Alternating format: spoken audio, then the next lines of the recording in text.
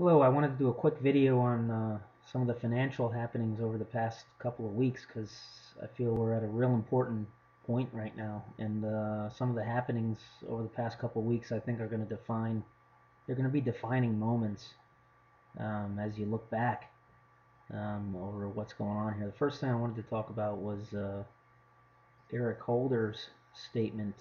He was testifying and he had made basically an admission that he was concerned about the size of a lot of the large banks becoming so large that they can't be prosecuted.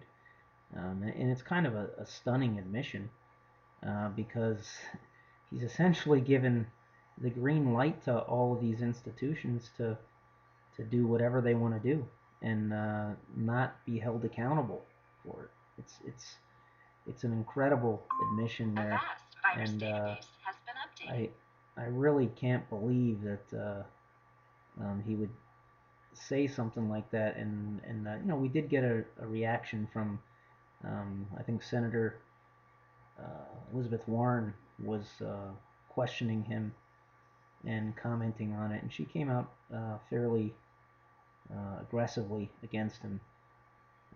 But just the admission that these things are too large to even prosecute, really, and they're a systematic risk.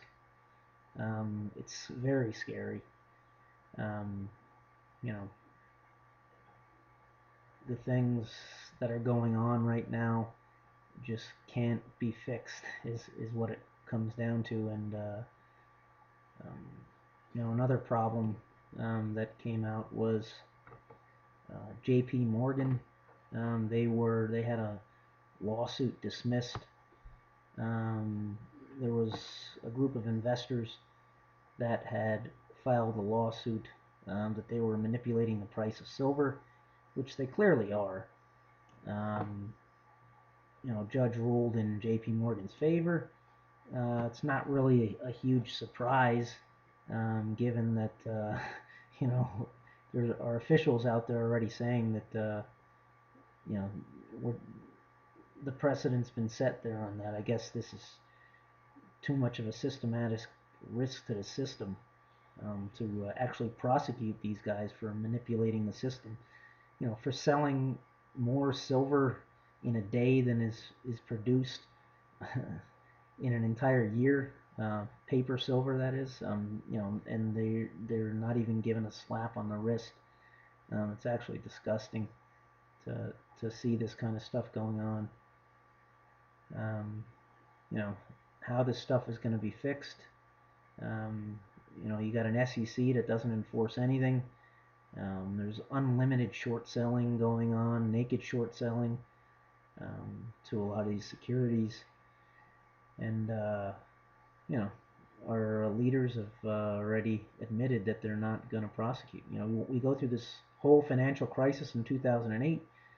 Everybody agrees the banks should not be too big to fail, and now they're even bigger. So what's wrong with the picture here? Now they're so big that they can do anything they want and not be held accountable. Uh, scary stuff. The next issue, huge issue, which is really I think going to be a catalyst for everything to continue large drop, is the Cyprus issue. I haven't seen enough of a market reaction for how large of an issue this is, because they have just come up with a plan to confiscate 40% of savers' money. That's shocking, to say the least. Their plan is to confiscate 40% of any money over 100,000 euros in the account.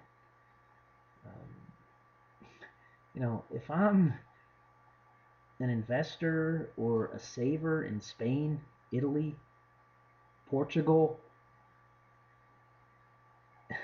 any place in Europe, you've got to get your money out of the bank. I mean, these guys, and to top it all off, Dutch finance minister making a comment that he thinks this is a great template for the future. I mean, if you're not getting your money out of those banks now, I'm not sure what you're waiting for. And the other stunning part of this is, this is incredibly bullish for gold, yet gold's not going anywhere. Silver not going anywhere. How you look at this and nothing makes sense anymore in the markets. You know, Gold should be going through the roof on this.